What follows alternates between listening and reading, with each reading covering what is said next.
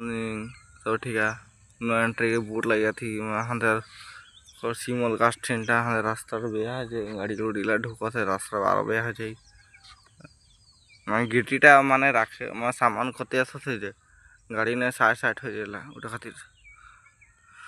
एक मैं एरकम बन रखा जाती तो आगे देखाती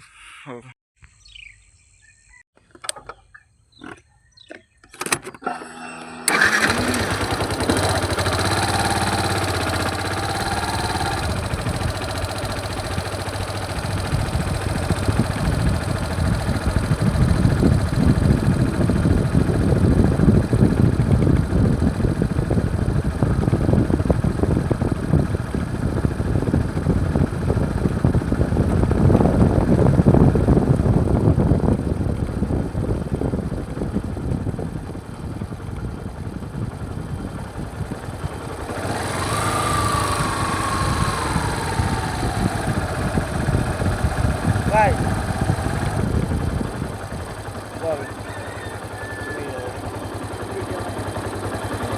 भाई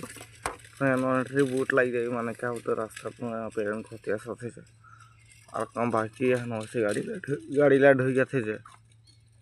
आगुदी रखे तो सिमो का स्टैंड से भाई ये रास्ता खाती नहीं बिछा है एक हफ्ता पीछे बिछाई लाइक कमेंट शेयर सब्सक्राइब कर दबा को दादा दीदी सब भाई बहन सब काका के सब लाइक कमेंट शेयर कमेंट এটা করে দেবা দেখত তাই আর কিतना কষ্ট করছি ওই